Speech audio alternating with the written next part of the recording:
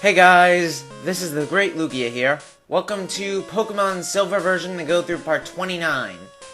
And a few people wanted it, so I'm just gonna go ahead and show all the Ruins of Alph puzzles in this episode. But don't worry, some progress actually does happen after all that. And don't worry, I'll be cutting away a lot back to each puzzle room, so you don't have to see me backtrack over and over and over. So anyways, there's one last trainer, and he's a Psychic, and this is the first time we've seen one. He has a Girafarig, which are kind of odd Pokemon, but still cool. He used Stomping, got Flinch, unfortunately, which is annoying. Now it's just using Confusion, and I just go ahead and use Confuse Ray. That's the first time I think I use it. It actually looks really cool in this game. Also, one thing I really do like about Confuse Ray is that it has 100% accuracy, which really helps. Certainly beats using Supersonic, that's for sure. I'm just gonna go ahead and switch into Tauros now, and hopefully it'll hit itself a few times. Let's see. Yes, it does! Nice!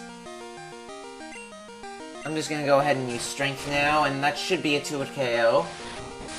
And let's see again. Ah, it just barely survives. That's annoying. Oh, nice! It hits itself again, so it's a 1-hit KO after all those hitting itself times. If that makes sense, it's a hitting itself time! Hooray!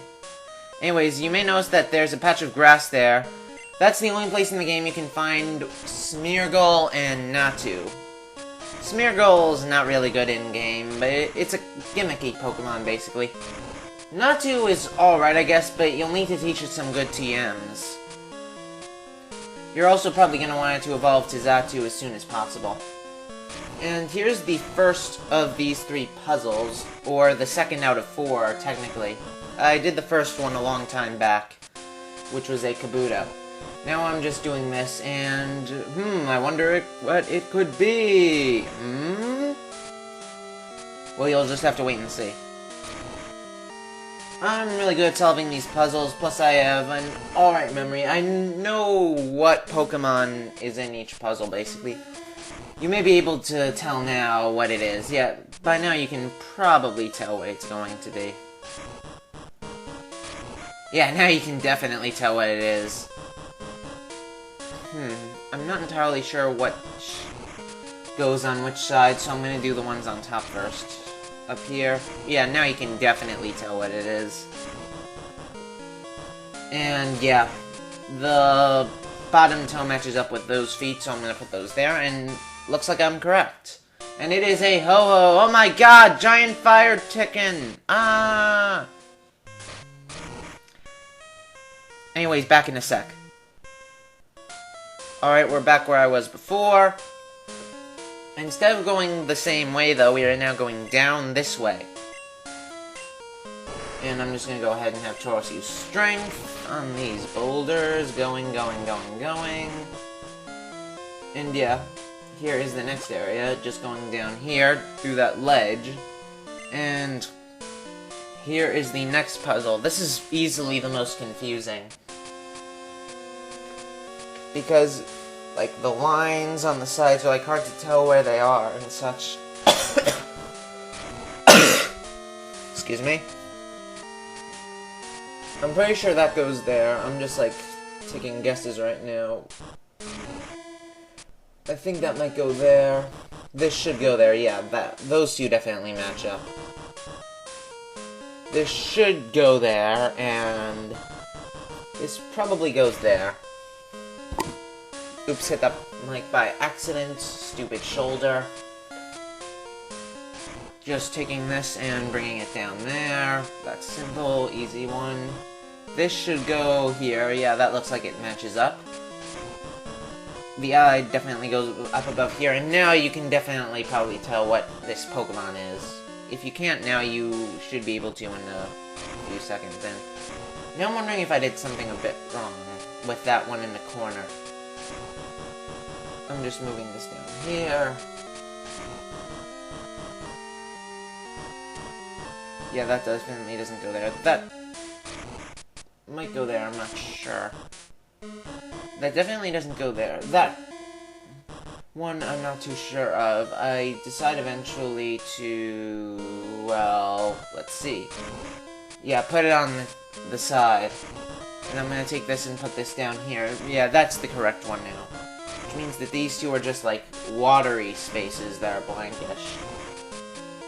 Yeah, that's definitely right, and this should go on the corner. Yep. This one should go down here then. And this last one goes in the corner. And yep, looks like I'm right. And it was an Ammonite. Ammonite are cool. And exclamation mark! Fall, fall, fall! Back in a second.